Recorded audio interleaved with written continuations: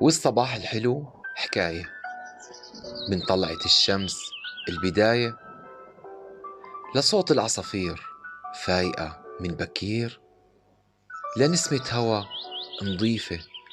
صباح الخير أو مساء الخير، أنا هنا باشارككم لحظات بسيطة من يومي يمكن تكون عادية بس فيها حب وهدوء على طريقتي. لو بتحبوا الروتين البيتي يلا نبدأ سوا مع بعضينا.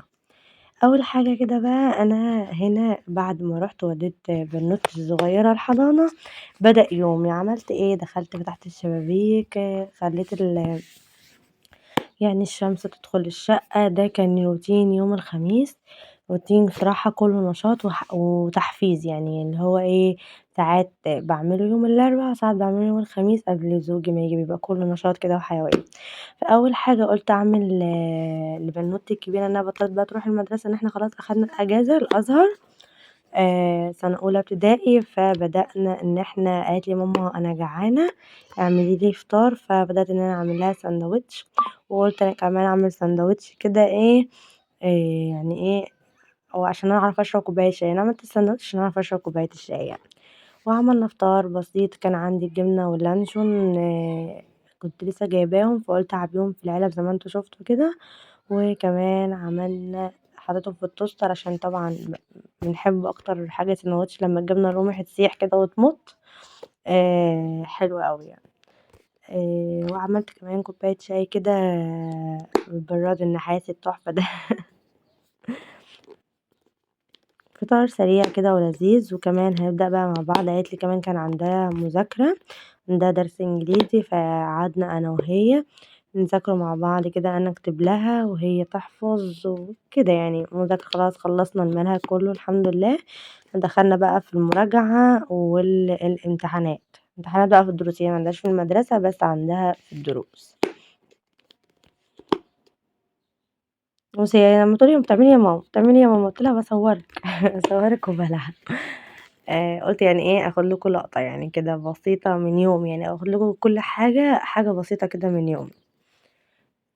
وبعد كده بقى كان عندي مواعين بصراحة في الحوض، قُلت كده أغسلها و وحاجات كتيرة بقى، يعني عندي مواعين وقُلت عايزة أغيّر كمان ديكور الرخامة، هاغيّره معاكم، وكمان هاغسل البوتاجاز. فروتين كل رجالة. لو وراكِ حاجة شغّلي الفيديو كده وقومي اتحفّزي، هيعجبِك جدًا يعني.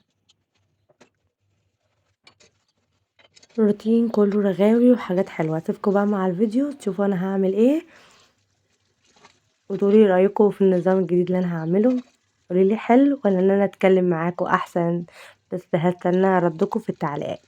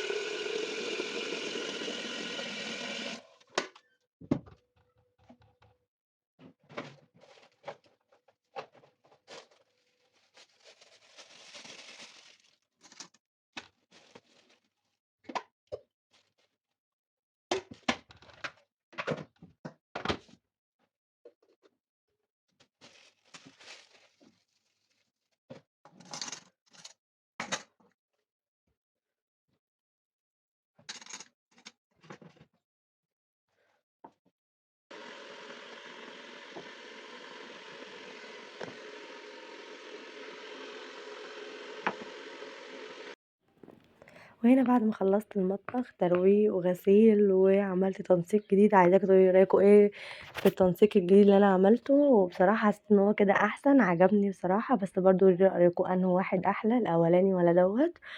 انا حاسه ان ده اريح وواسع عليا الرخامه اكتر من الاول، يعني ان انا عندي مطبخ صغير فانا بستخدم الرخامه، حاسه ان انا كده وسعت الرخامه شويه. هنا بقى طبعًا بعد ما خلّصت المطبخ دخلت بقى على الشقة كلّها، اللي هو إيه، لمّعت الخشب، غيّرت فرش السراير، يعني الحاجات اللي كانت بعد المكنسة، وقعدت أرص بقى المعطر، طبعًا المعطر أهم حاجة. أنا طبعًا قعدت أتابع معاكم الroutine كله عشان خاطر ما اطوّلش عليكم، وكمان أنتم عارفين إن أنا حبيت إن أنا انزّل لكم فيديو، وأنتم عارفين التصوير بياخد وقت، فحبيت إن أنا آخد بس مقتطفات بسيطة من اليوم بتاعي. وبكده يكون يومي خلص. يا رب يكون اللحظات البسيطة دي عجبتكم، وما تنسوش تسيبوا لي تعليق حلو ولايك، وتشتركوا لو لسه ما اشتركتوش في القناة، واشوفكم في يوم جديد بإذن الله. والسلام عليكم ورحمة الله.